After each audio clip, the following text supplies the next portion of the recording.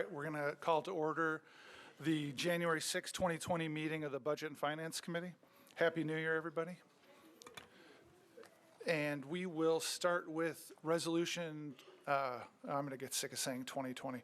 Resolution 2020-146, Hurt, Mendez, and Welsh, approves a government entity partnership participation agreement between greatergood.org and the Metro Board of Health to make aware of grant funding opportunities.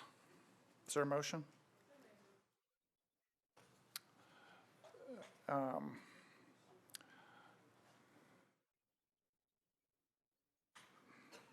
One second.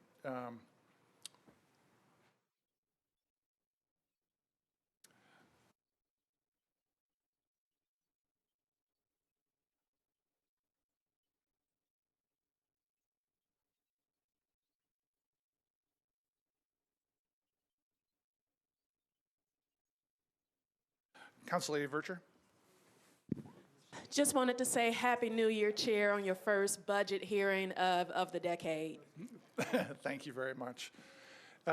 Seeing nobody else in the queue, there being a motion that's properly seconded, all in favor say aye. Any opposed? All right, we recommend approval. Next is RS 2020-147, Mendez, Hurt, and Welsh, approves a contract between the Tennessee Department of Health and the Metro Board of Health to access the Vital Records Information Management System for the purpose of issuing copies of certificates. It's been moved and seconded. Seeing no discussion, all in favor say aye. Any opposed? We recommend approval. Next is RS 2020-148. Sponsor Mendez authorizes Metro Department of Law to compromise and settle the personal injury claim of Kimberly Britton against Metro government in the amount of $125,000. Is there a motion? Ms. Vercher. Thank you, Chair. If we could get a timeline on this compromise and settlement from Director of Law. All right. So, I think the Director of Law is out of town. Andrew McClanahan should be here for us. Andrew McClanahan from Metro Legal. Mr. McClanahan from Metro Legal will handle that question. Good afternoon. This lawsuit was filed in May 31st of 2017. The parties... Maybe bring the mic down just a little bit. I'm sorry. This lawsuit was filed on May 31st of 2017. The parties engaged in substantial discovery. Depositions were taken. Written discovery was served and answered. And then ultimately the parties participated in a mediation in November of 2019. Anything else, Council Lady? Seeing nobody else in the queue, it being properly moved and seconded, all in favor say aye. Aye. Any opposed? We recommend approval. Next is RS 2020-149, Mendez Pulley Hancock appropriates $587,900 of the general fund of the General Services District for the benefit of the Davidson County Sheriff's Office. And on this one, I see multiple people in the queue. I'm going to ask that it be deferred one meeting. There's some questions I've got pending also, but I'll go ahead and through the folks in the queue. And just so my colleagues know, in the corner where it usually says who pressed the button first, there's a warning box. So I can see who's pressed a button, but I can't tell the order. I'm just gonna, I don't know what order, I'm gonna go random order, but we'll start with Mr. Glover. Well, since you're gonna move for a one meeting deferral, I was reading the analysis. I think I understand it, but I was trying to, and maybe Mr. Cooper or someone from the Sheriff's Office can answer. We're gonna make the investment, but the return, we actually will have a positive cash flow out of this. What I could not figure out is the positive cash flow in excess of $500,000, or is the positive cash flow 1.1 million? It's a little more than $500,000. Okay, so I was reading it correctly as for, okay, all right, thank you. Next, we'll go to Councilmember Suara. Thank you, Chair. My question also came from the analysis, And the analysis did say that the overage or the revenue will come if we're able to negotiate additional per diem. Is that correct? Correct. There would be So a have change we in the per diem done rate. that? I think, well, I'll defer to the sheriff's office for where they are in that process. I'm John Hudson with the Sheriff's Office. The additional revenue that's stated here does not anticipate an addition to the current rate that we get. We have requested a new rate, and we believe we will get one. That will be above and beyond what you see here. So what we're looking at here is based on the current rate that we have, and that will generate the additional $500,000. Yes, that's right. It's based on the current rate we have. And if we do have additional, then that would be on top of that. Yes. Thank you. Councilmember Allen. Thank you, Mr. Chair. I was wondering what facility these people would be housed in, and also just to clarify, has the marshal always paid in the past? This is not a new arrangement necessarily. No, ma'am, we've had a contract with the marshals for at least 20 years that I know of. And then what facility are these, would these, This will go into effect when the new downtown detention center opens. okay, so that would be a new location, but otherwise it's similar to past arrangements that we've had. Yes, ma'am. Thank you. And council members, due to that tech issue I mentioned, if you can, when you're done speaking, press your mic off, that would help me. And Council Member Vercher. Thank you, Chair. I was going to ask about where they were as it related to targeted savings. I think, if I'm recalling correctly, I don't think the Sheriff's Department was able to meet their targeted savings. So are we certain that this would be a net gain and not just a wash for their budget? If someone could speak to that. Go ahead. Yes, thank you. We do believe that this will be a net gain. We will do everything in our power to achieve targeted savings, but it looks very doubtful that we'll be able to do that based on our current expenses. Thank you, Chair. Well, let me ask a follow-up of maybe Mr. McGuire. I guess we heard Mr. Crumbo say back in December that it looked like the overall targeted savings for all departments were cumulatively on track. Do you know if that's? That is correct. All right, thank you. We do appreciate the department's efforts to meet the targeted goals. I don't see anybody else in the queue. I would entertain a motion to defer for one meeting. All in favor to defer one meeting, say aye. Aye. Any opposed? All right, we recommend deferral for one meeting. Next is RS 2020-150, Mendez and Pulley. Approves an emergency management performance grant from the Tennessee Emergency Management Agency to the Office of Emergency Management to subsidize the emergency management program. Councilmember Allen.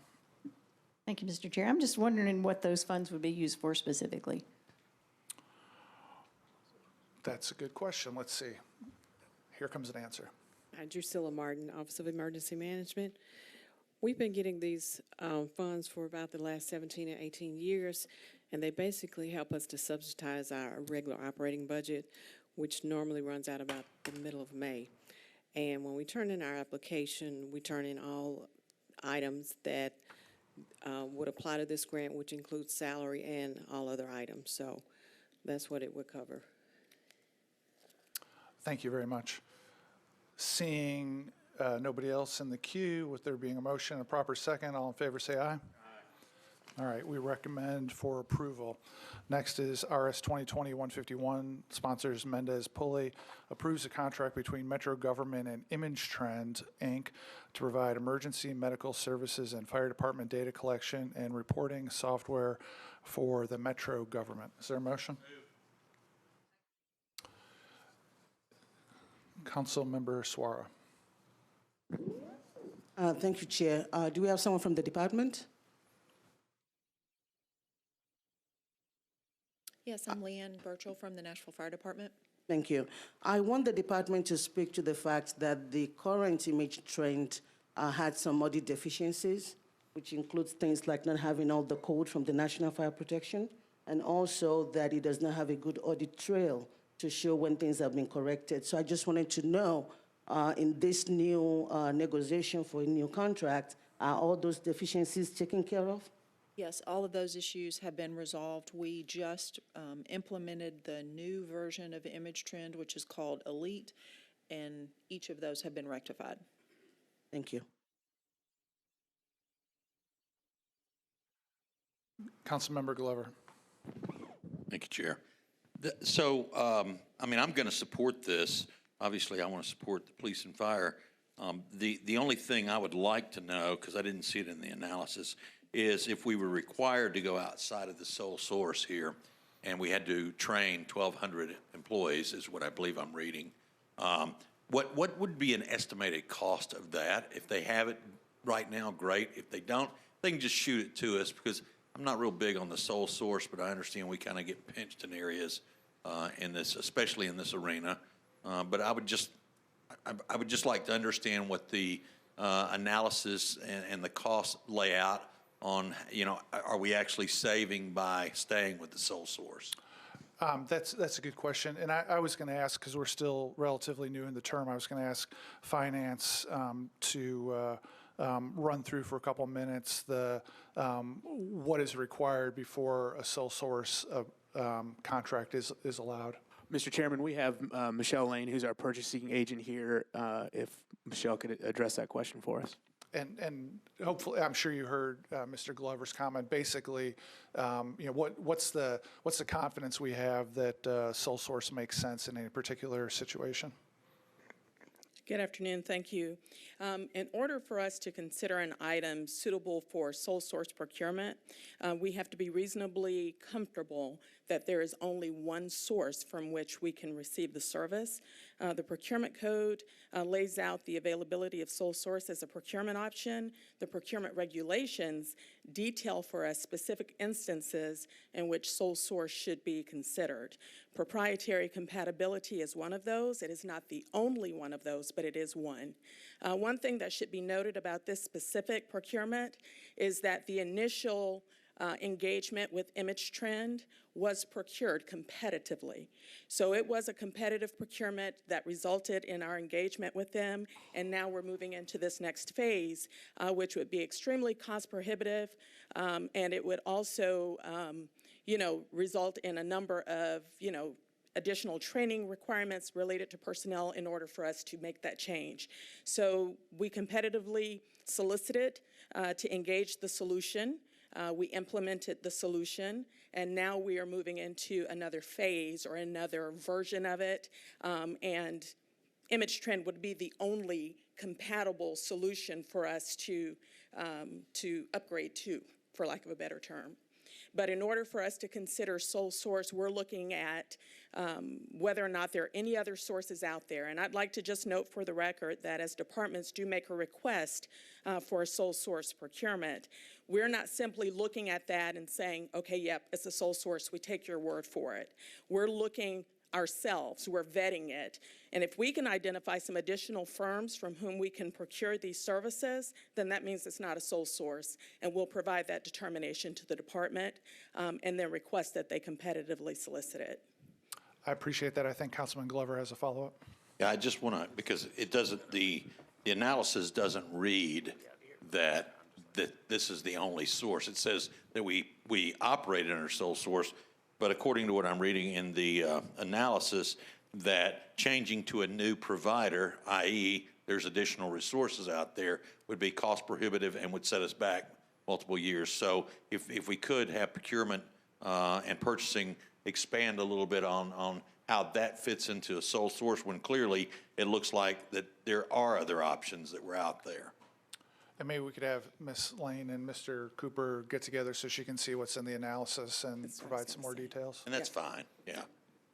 And is that possible to do before the council meeting tomorrow? If not. Yeah, and Chair, let me say, that's not going to change my mind on which way I'm voting. I simply would like to understand it because, as you are well aware, when we start talking about sole sourcing, that bothers me because I feel like we kind of get trapped and they have us over a barrel, and I don't like that.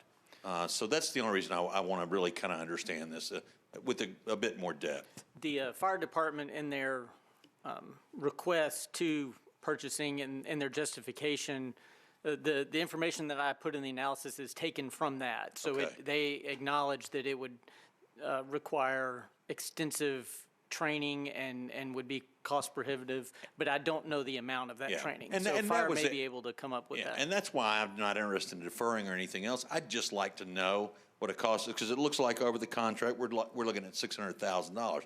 I suspect we would spend considerably more than that to train 1,200 people on a completely new system. So that's really not, it's just where it says that there's not anybody else, and that's why we exercise the sole source, but yet I read here that there are other providers, it just wouldn't be cost effective to do it that way. There's not another provider that can support that system. Okay. Exactly. All That's right. right. All right. That's right. All right, thank you, Chair. Looks like maybe we have a little more information in the back. No, we were going to say just what All right. Mr. Cooper said. If this were the initial, engagement with Image Trend, I'd be tracking with you 100%. But the initial engagement was competitively solicited. Thank you very much. Councilmember Suara. Oh, thank you, Chair. I was just going to say that it appears as if every time there's a sole source, there's a justification form that is submitted. Will it be helpful to always make sure that that's available to us with the analysis as a link? I think that's up to the will of the committee. Just speaking for me personally, I remember at the beginning of last term, the first several of these, I asked all these questions and ended up deciding I had confidence in the process, and ended up asking every second, third, fourth one to make sure I was getting the same answers. But I'm sure that they're few and far enough in between where if the committee wants to see the justification, I'm sure we could ask Mr. Cooper to get that for us.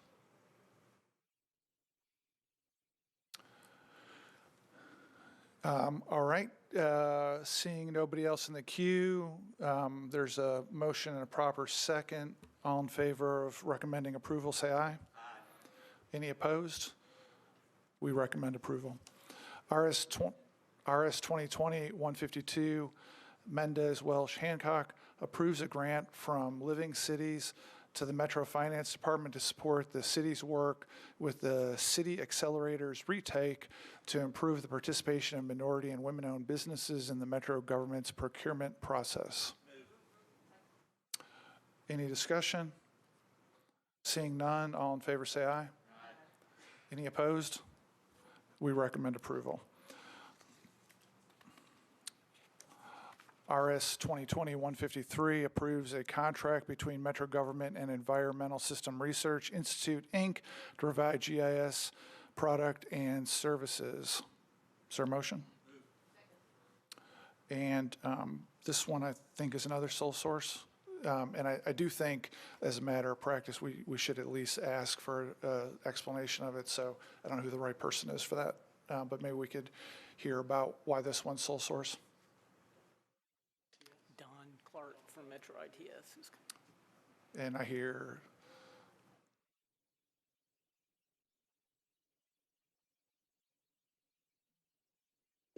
And I've pretty much given you guys kind of my thinking about the use of sole source methodology.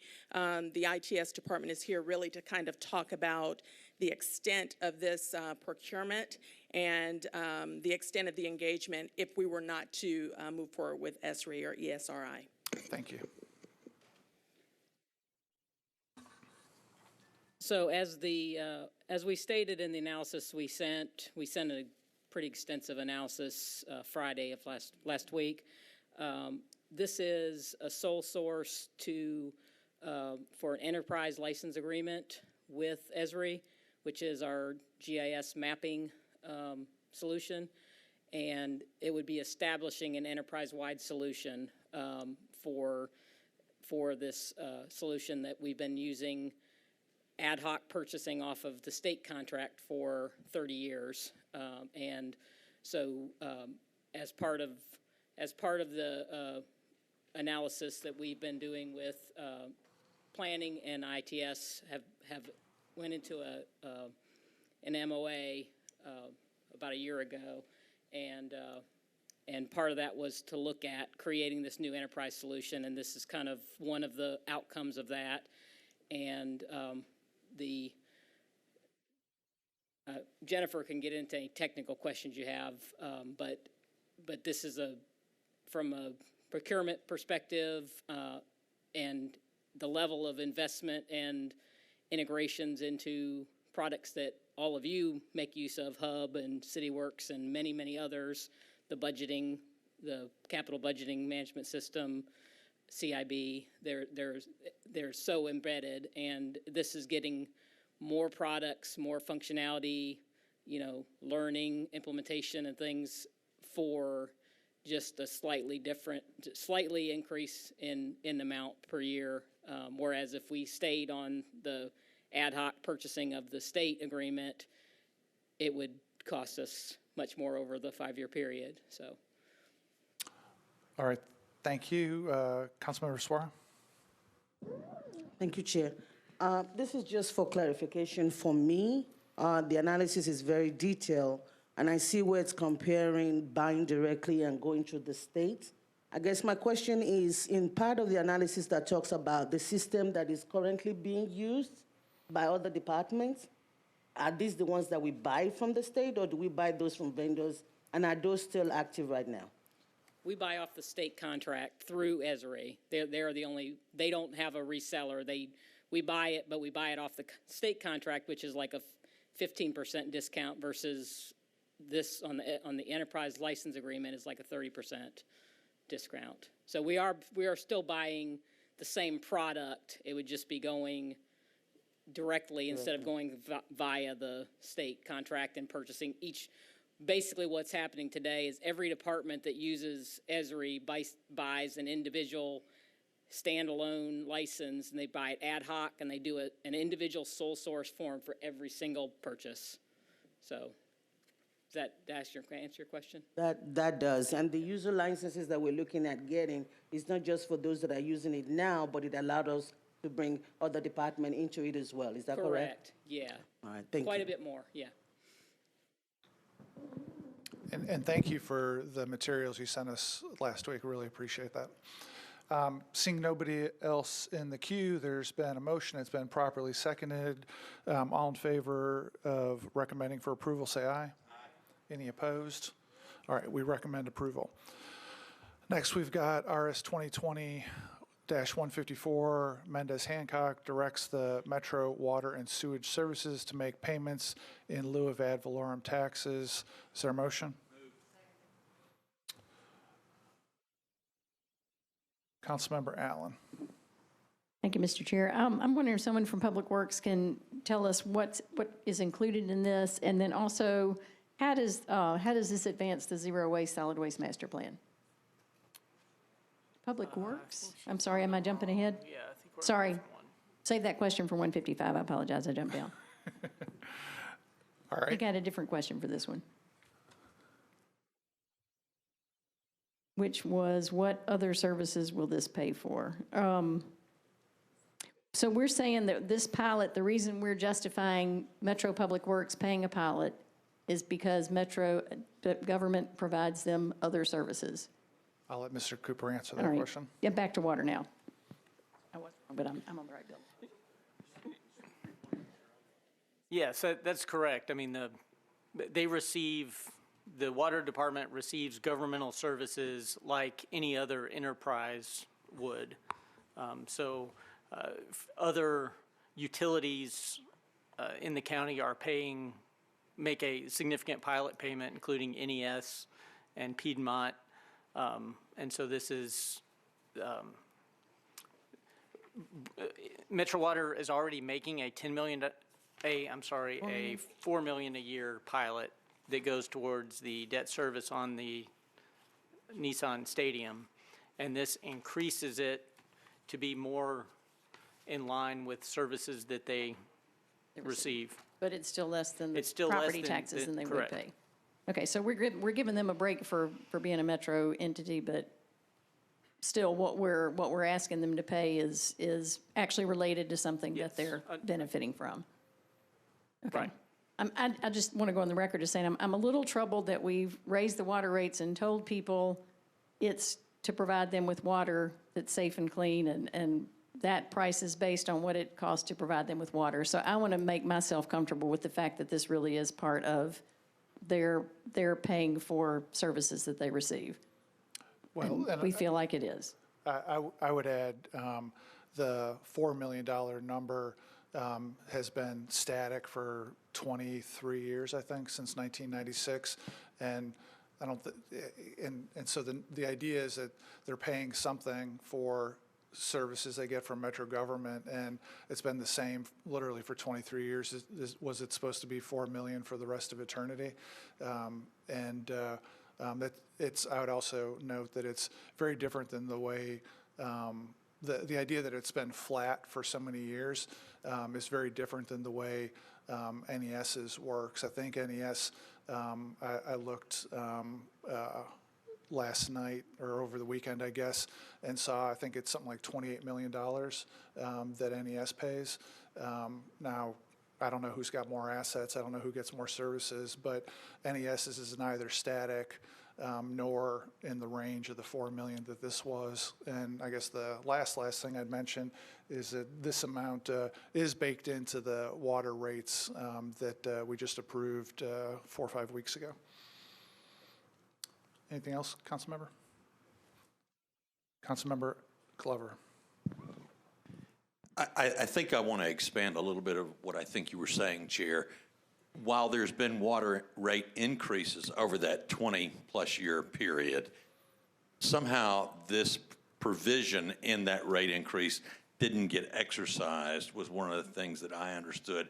That was one of the reasons it was stagnant, and so it got noticed, and it's been moved now into the proper alignment. So I mean, if somebody can clarify that when we've had this in the past where a rate increase occurred, it did not adjust the pilot as perhaps it should have. Yeah, I mean, that's right. And, I'm the last person who would try to get in the head of what previous councils have done. Right. I don't have the foggiest idea why NES's changes year to year. This one got set up in 1996 to be a number that had stayed for 23 years in a row. And what we just approved, what we're about to approve, is going to pick a number that somebody could be sitting around this chamber in 2043 saying, hey, it's been $14 million since back in 2020, because we're setting a flat number that's also not going to change. Right. Well, I think the overall look at water as a whole, I know we're all looking at various aspects of it, but so people don't think this was a shell game. It did get overlooked, and I'm like you. We can't go back and correct that. But this provision was there, and this has moved it more into the, I guess, the proper alignment. Maybe is a bit more explanatory on how this came about. I think so. Thank you, Chair. Anybody else? All right. Seeing nobody else in the queue, and there's been a motion and a proper second. All in favor of recommending approval of RS 2020-154, say aye. Aye. Any opposed? We recommend approval. RS 2020-156 approves an intergovernmental agreement between the Tennessee Department of Transportation and the Department of Public Works for the resurfacing and repairing of Fessler's Lane from State Road 1, Murfreesboro Pike, to State Road 24, Lebanon Pike. And I've got a letter from the sponsor here. Is there a motion? And seeing nobody in the queue, it's been moved and seconded. All in favor say aye. Any opposed? We recommend approval. RS 2020-157, sponsors Mendez Henderson, modifies the master list of architects and engineers originally approved by resolution RS 94-1050. Is there a motion? It's been moved and seconded. Councilmember Allen. Thank you, Mr. Chair. I'm just curious to know how this was advertised, and if this is consistent with the equal business opportunity requirements, just for capacity building in minority and women business? Those are my questions, too. Good questions. I think Ms. Lane just walked out the door. Is she still in the stairway?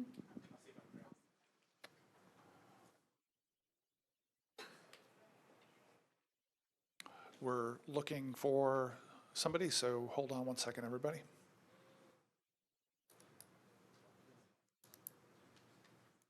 And then maybe a technical question that can be answered by someone in the room. Is there anything that prohibits us from modifying this list again in 2 weeks if we No. don't like it? No, Okay. when companies submit to purchasing the required information showing that they meet the qualifications, it's just a matter of getting put on the list. Okay, so It doesn't doing guarantee this. any work for anyone, it just makes them eligible. Okay. And doing this now doesn't prohibit doing it again if we discover that we could be more far-reaching in who we made aware that this is out there. Yeah, I mean, one of the things I know we asked the last couple times this came up was what efforts are made to advertise it, and it looks like, I mean, I'll just repeat what we heard last term, I think. Maybe Mr. Cooper can check me. I recall hearing that there weren't necessarily any special efforts for this list in particular beyond the diversity and inclusion work that the city does generally. Correct. Okay, I think I'll take that up as part of a different committee. Thank you. All right, thank you. Anybody else? Seeing nobody else in the queue, there's been a motion and a proper second. All in favor of recommending approval for RS 2020-157, say aye. Any opposed? All right, we recommend approval. That's it for the agenda. I want to mention a couple of things just about scheduling. As we head into the budget process, so we put an enormous amount of effort in the first couple months of the term of getting to the point where we've got an approved budget, and we heard the comptroller, we heard Mr. Crumbo. Now we're heading into the budget season. We heard Mr. Crumbo say when he was here in December that he'd like to have the budget process move a month faster. And I think soon we'll hear from the administration about their proposed timeline for the budget process. I think it will track this idea of a month sooner. My position as chair of the committee has been, I certainly am 100% willing to cooperate in moving it faster, so long as the process doesn't subtract from the normal amount of deliberation time that the council has. Basically, if the administration can move quickly enough to get a proposed budget and give us the 2 months that we usually have, then that's okay. Because the council's usually squeezed on time anyway, so the idea of us cutting out of our time was not something I wanted to do. And so I think that's going to work. As soon as they propose what they're going to propose on the timing, then I'm going to get with my vice chair and Mr. Cooper and try to come up with an appropriate committee schedule and try to get that advertised out to everybody as soon as possible so you can mark your calendars. I know many of us come into the budget process sort of mentally setting aside May and June, and if we're going to go faster, we're going to have to mentally set aside April and May, which definitely, just speaking for myself, I've got court calendars and everything else where I've previously already planned to be more or less more open for work in April and not May and June. I'm going to scoot that forward, but I just want to let you know that I'm going to get a reasonable schedule to everybody as soon as I hear definitively from the administration.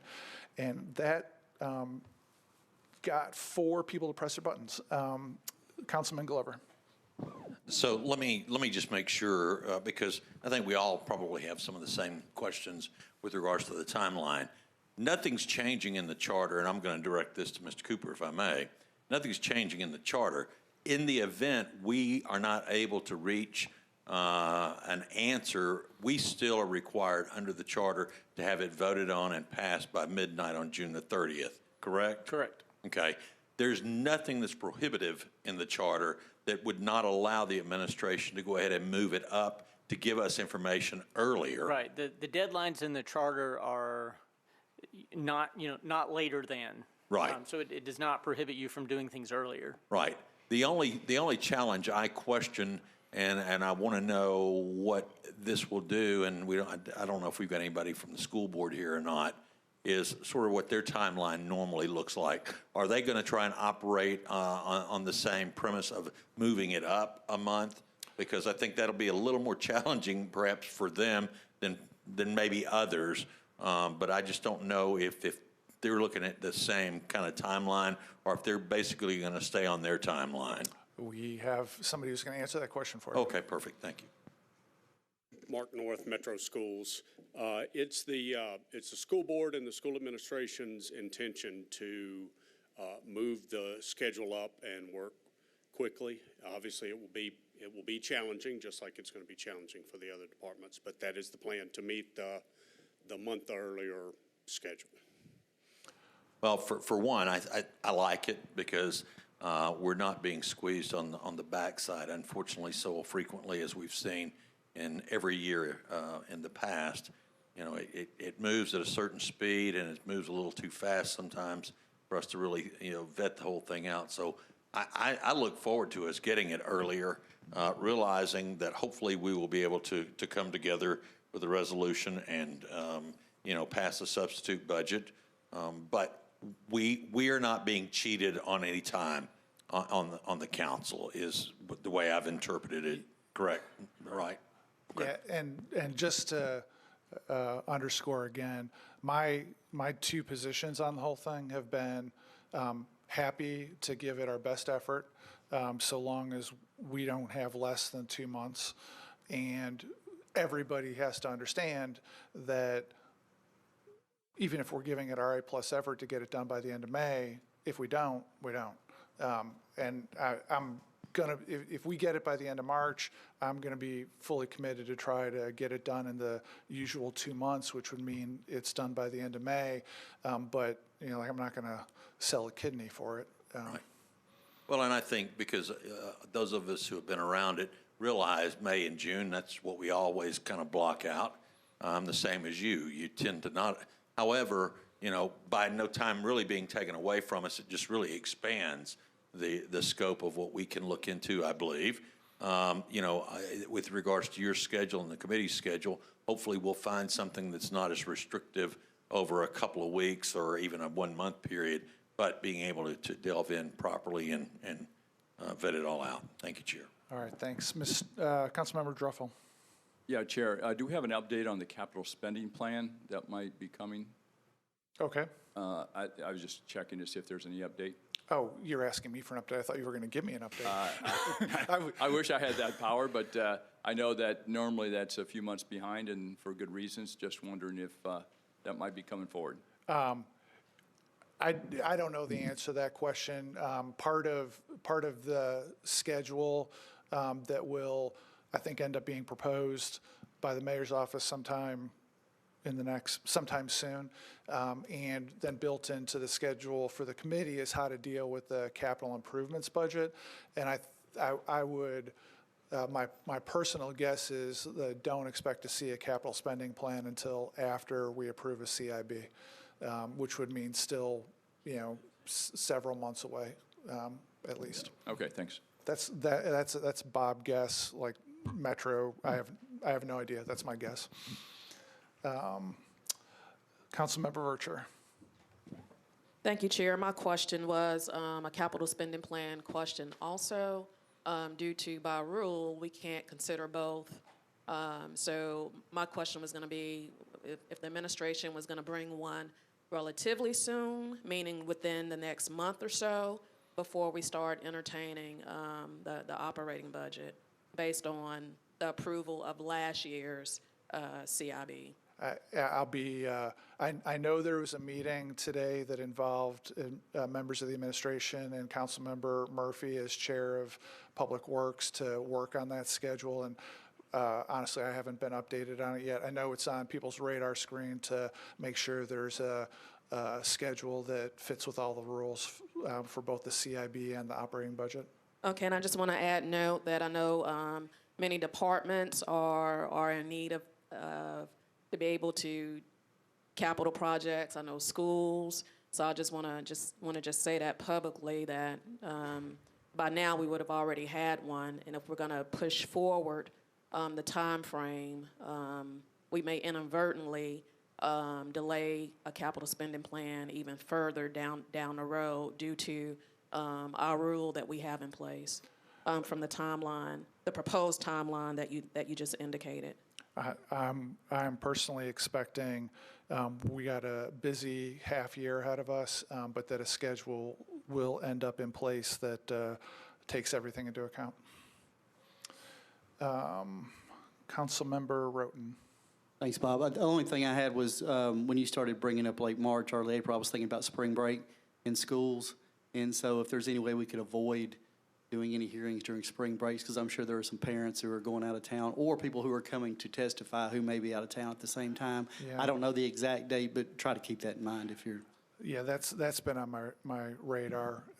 I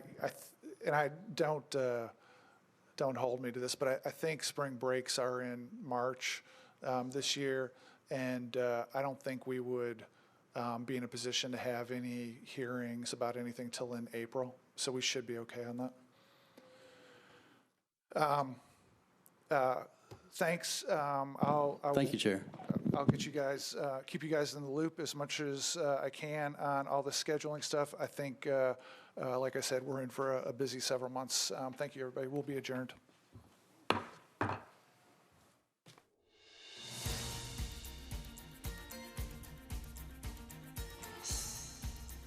This has been a service of the Metro Nashville Network.